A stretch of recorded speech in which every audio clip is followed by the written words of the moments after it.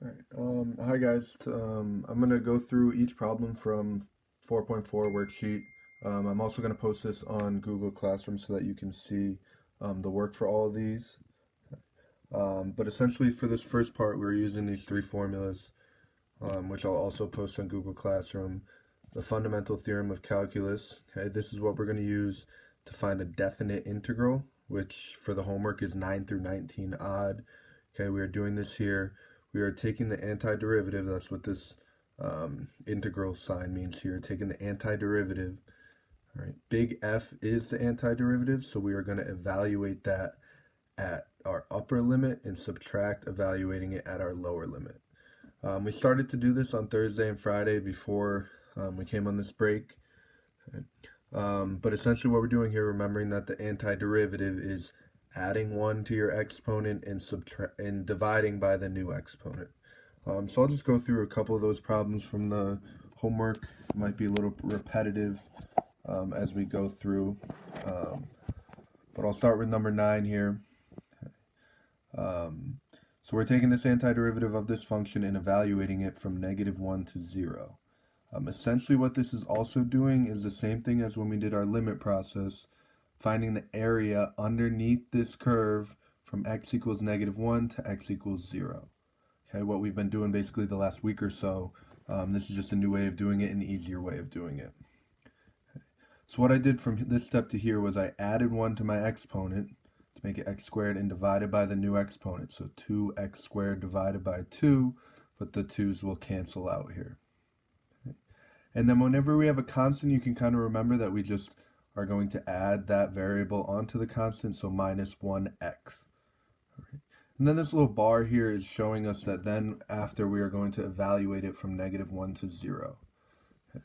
So what I did here was I plugged in 0 for x, okay, and then subtracted, making sure I put parentheses here so I know I'm subtracting that entire thing, plugging -1 in here for x. And then basically the rest of my steps are just simplifying. Okay, -1 squared is -1, and is 1, sorry. And then when we distribute, that would make that a -1. If we distribute it to here, that would also make that a -1. So -1 minus 1 is -2. These next ones are kind of repetitive, going through the same process here, so I'll try and kind of point out some things that are different with each problem. I think this one's basically the same type of thing. Okay. Adding 1 to the exponent, dividing by our new exponent. All right. Same thing here when we have a constant, just putting that variable next to it. Okay. Even though these are t's here, we're doing it the same way as if they were x's. Okay. Then I'm plugging in my upper limit 1 and subtracting, plugging in the lower limit -1. Okay. You might see, I think the answer key, some places, they put parentheses around this here. It doesn't really matter because you are not distributing anything to that. Basically, you're just simplifying. So you don't have to put those parentheses, but it's okay if you do. However, you need to put them around this here. Okay. These last steps are just simplifying here, and we should get -28/3. Okay. This one here, number 13, it's a little more difficult just because we have this squared here. We haven't really learned to take the antiderivative of, I guess, kind of like a chain rule type of problem. So what we want to do here is just FOIL this out first. So that's all I did in the first step here, was FOIL it out, and then do our process of adding 1 to the exponent and dividing by the new exponent. Okay. And then eventually here, again, we are just evaluating from our upper limit and subtracting, plugging in our lower limit. 15, 15, 17, and 19, those problems are a little different because you need to rewrite them before finding the antiderivative. So you'll see here how they just basically have another step here of rewriting it first. I actually didn't, I kind of skipped it on number 19. But for number 15 here, I rewrote 3 over x squared. I rewrote that as 3x to the -2 because this -2 is what's bringing it down into the denominator. Now that it's written in this form, I can do the same thing. Adding 1 to my exponent would make it x to the -1, so then I just brought it down into the denominator. Okay. And dividing by the new exponent would be like dividing this by -1, which just makes that negative be there on the outside.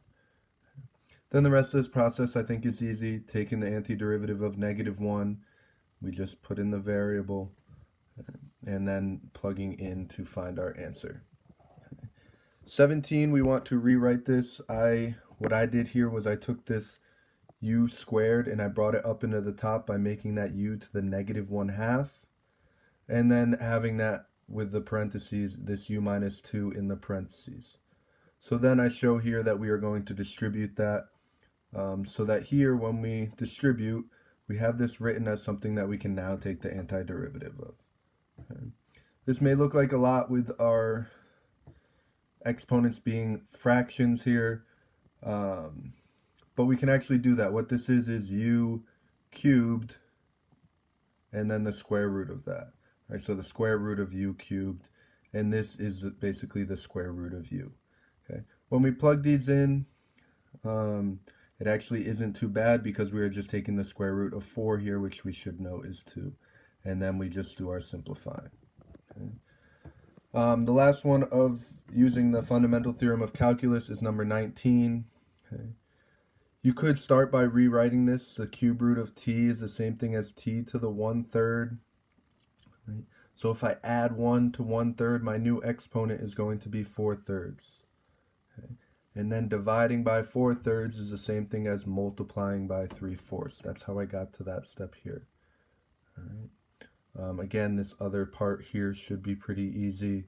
The antiderivative of -2 is going to be -2 times the variable t. Right. Then lastly, just plugging them in here. Okay. So our steps to using this fundamental theorem of calculus, essentially what we should do here is try and rewrite it so that we can take the antiderivative. And then once we take the antiderivative, we are plugging in our upper limit and our lower limit and subtracting there, simplifying. Okay. So I think if we know how to take the antiderivative, this shouldn't be too difficult. We'll work on more problems like this the rest of the week. Okay. Then when we get to the next part of this, 41, okay, number 41 here is asking for you to find the area of the region bounded by, here I'll actually pull up the question here, find the area of the region bounded by the graphs of the equations. Okay. So if we have, sorry, I'm going back and forth.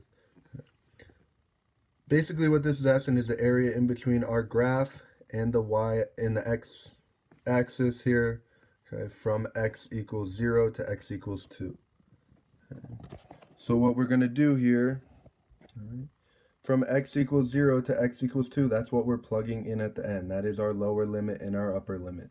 Essentially, it's just being able to come up with this equation, and then we are doing the same process that we did for 9 through 19. Okay. 47 through, what did I give you? 47 through 57 odd. Okay. These problems, 47, 49, and 51, are ones where it's said to use the mean value theorem. Okay. Our mean value theorem is this here. Okay. We're doing f of c, okay, times b minus a. Okay.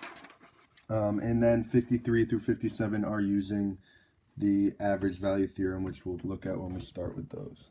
Okay. So if we look at number 41 here, excuse me, 47, okay, it gave us, looking at our question here, 47 said f of x equals x cubed from 0 to 3. So the mean value theorem, okay, we are going to do the same thing that we did with the previous problems. From 0 to 3, found the antiderivative and evaluated it. Okay, very similar to what we did on the previous problems. Okay, then once we get that value, okay, that's where we are going to use this mean value theorem. Okay, f of c, okay, times b minus a, right? B is 3, a is 0.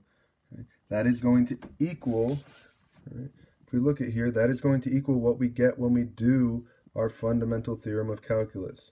So we are doing the same thing first. The only thing is then we are going to set it equal to this here. So what I got using my fundamental theorem of calculus, 81 over 4, I am now setting that equal to f of c times 3 minus 0.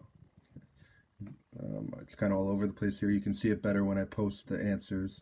But then what we are doing is solving for c basically.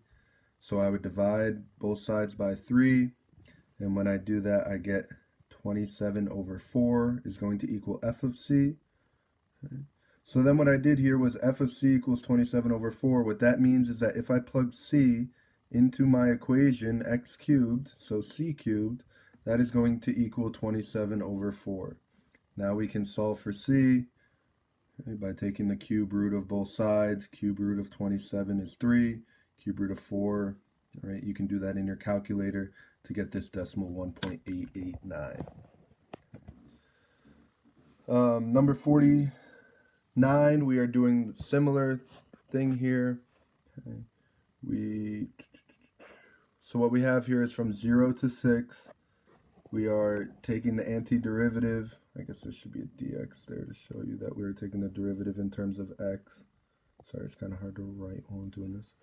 When we do take the antiderivative, we get x cubed over 12. Right. Then we are evaluating it from 0 to 6. When we do that, we should get 216 over 12, which is 18. Okay, what this 18 is what you get when you take the fundamental theorem and you do this part here. So 18 we are setting equal to our f of c times b minus a. Okay. So if you look at that here, I did 18 equals f of c.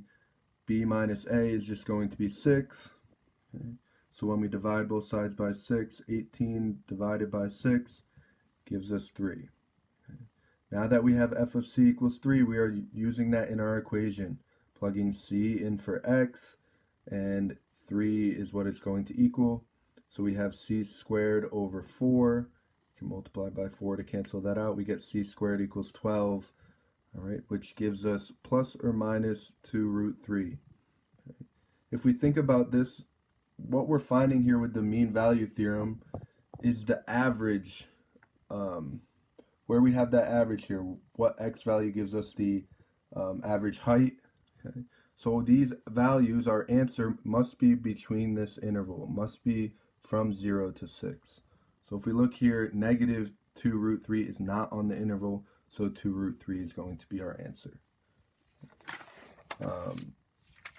Moving forward, 51 was a little more difficult, just because it had some trig values in it. This one we are also doing the mean value theorem. So when we take the antiderivative of secant squared, okay, we know that that is going to be tangent.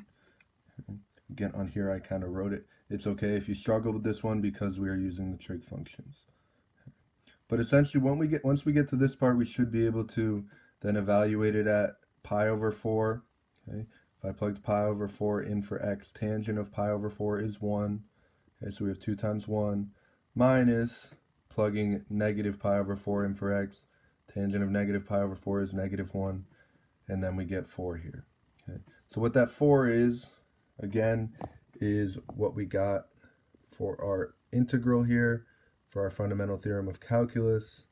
So now we're going to set that equal to f of c times b minus a. If I did b minus a here, okay, pi over 4 minus negative pi over 4, we get pi over 2. Okay. Then we are solving for f of c just like the previous problems, okay, and then plugging them in to finish solving here. This solving again is a little bit harder. I don't expect you to know how to do this, although it would be good if we did. You can just use your calculator to finish solving this, knowing that secant is the opposite of cosine, and using the arc cosine button on your calculator. I understand that one's more difficult. If you didn't finish that one, that's okay, as long as you understand the process that we went through. Okay. So then 53, 55, and 57, okay, these are the ones where we are finding the average value of the function over that interval. Okay. So basically the average height of our graph on that interval, okay, the average value. And then it says that we want to find the x value where we have that average value. Okay. So what we're doing here is using this average value theorem, 1 over b minus a times the integral here, the same thing that we did with the fundamental theorem of calculus. So if we look at number 53, okay, we have 4 minus x squared from negative 2 to 2.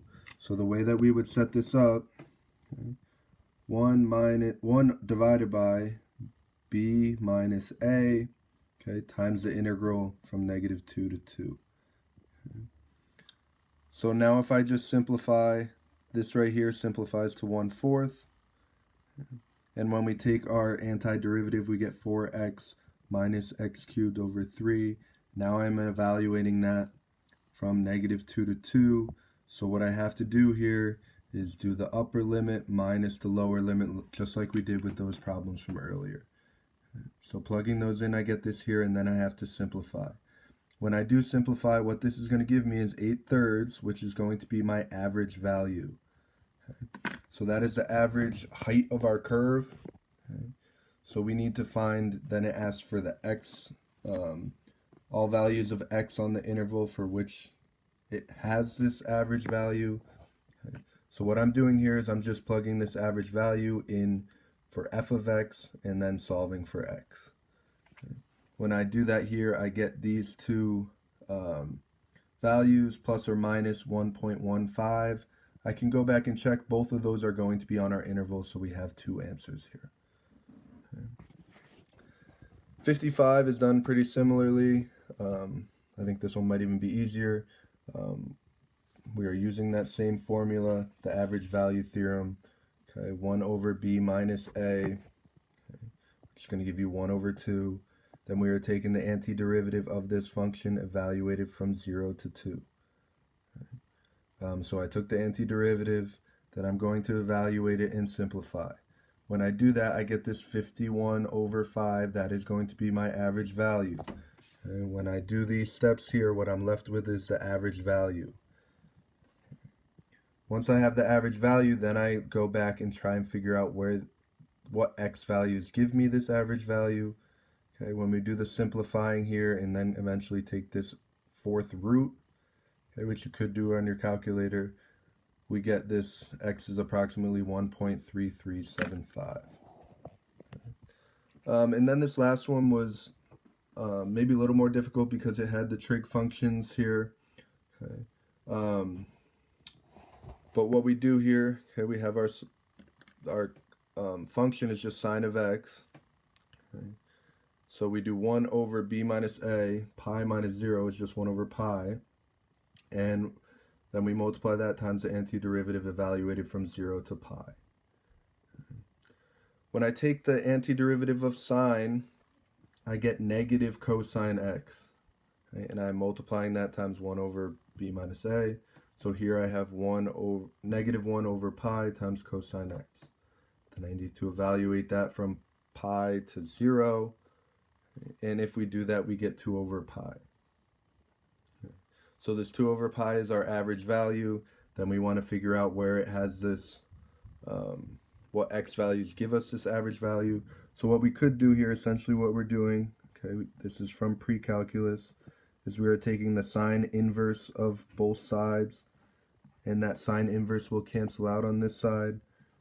So x will equal sine inverse of 2 divided by pi, okay, which will give us these values here on our interval. Okay. For the second half of 4.4, I will post a few examples tonight before you trying that homework tomorrow. Hopefully this helps you learn, understand these homework exercises. I will post a picture of this worksheet on Google Classroom.